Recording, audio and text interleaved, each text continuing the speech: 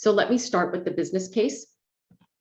First, the American public, which includes employees, and your consumers, the American public want business leaders to condemn racism and do more to advance racial equity.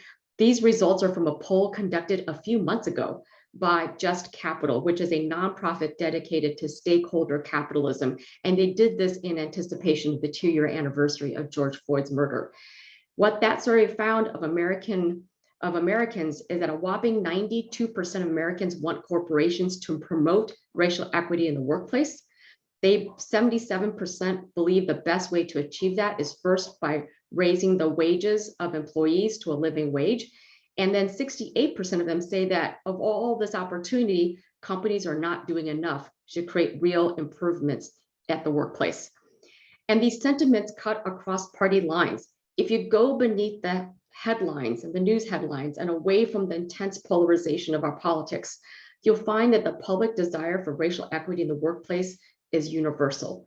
91% of independents, 97% of Democrats, 87% of Republicans all believe this would be a good objective.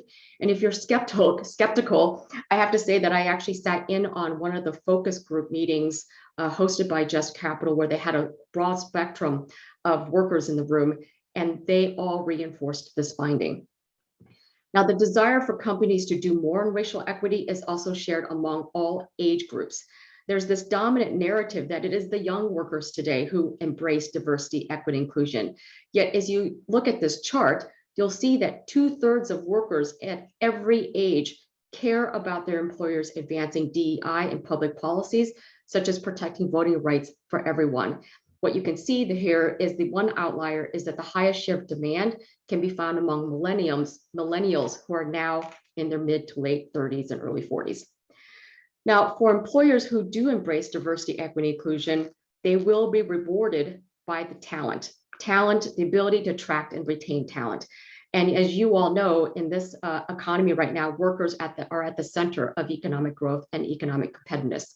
So for instance, what you see in this chart is that 67% of job seekers, again, not that dissimilar from some of the previous polls that I showed, 67% of job seekers place a premium on choosing employers that prioritize DEI, as confirmed by the previous slide, as I said. More recently, a poll by Benevity, which is a corporate solutions firm, they surveyed employees during the pandemic. 49% of employees said they are less likely to engage in in-person work if their workplace is not inclusive, and 37% they are likely to quit their jobs post-pandemic if their company fails to address racial equity as a top priority. Now, furthermore, firms that embrace diversity in their leadership teams deliver greater revenue and greater innovation than those who are less diverse. This is from a BCG report. It found that firms with above average diversity among their leadership team, which by race, ethnicity, gender, and industry experience, had greater innovation capacity. And the way they measured that is that companies with diverse leadership teams generated 45% of their revenue from new products and solutions, which you see on the right. And that led to higher earnings for those firms than those with below average diversity scores. So let me be clear here. This is not a zero-sum proposition. When employers embrace DEI, their companies and their economy grows, creating even more job opportunities for everyone. So this is a win-win proposition.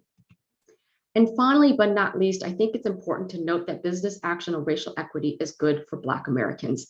In a survey of 30,000 Black respondents back in 2019, Black Futures Lab found that the #1 issue among those polled, more pressing than the presence of police brutality, is that Black workers' wages are too low to support their families. In short, what most Black Americans want are good jobs and a fair shot at economic mobility, an aspiration that employers are uniquely positioned to provide. Yet for all their aspirations, Black workers still face structural discrimination in the marketplace. As the chart on the right shows, Black and Hispanic head of households who do have a college degree, okay, those with a college degree still dramatically have less net wealth than white college graduates. In other words, lack of skills or education does not solely explain the prevalence of lower wages and lower wealth among Black and Hispanic populations. there is systemic marginalization in the marketplace, and employers can do their part to level the playing field. Now, you might be thinking that the focus on racial equity may seem a little bit overblown when Greater Chattanooga is majority white. Well, I want to clarify that 1 in 4 residents in the region is a person of color today, according to the 2020 census. And that is up from 1 in 5 back in 2010. So the region is diversifying. I also know from looking at the 2021 population estimates that the Greater Chattanooga region is actually adding population. It is growing. And as this chart shows, that might be because the region is benefiting from the rise of remote work, where workers now can do their jobs from any location. And you read about this in the press. More people may be choosing to work in more affordable places. And as you can see from this chart, the 1 year of the pandemic, first year, the work from home trend really hit large metros very hard, while benefiting small and mid-sized metros like Chattanooga. So what that means is that employers in the region are probably sourcing talent from across the country. And the national labor market is much more diverse than the local talent pool. Nearly 42% of residents identify as Black, Latino, or one or two more racial and ethnic groups in the country.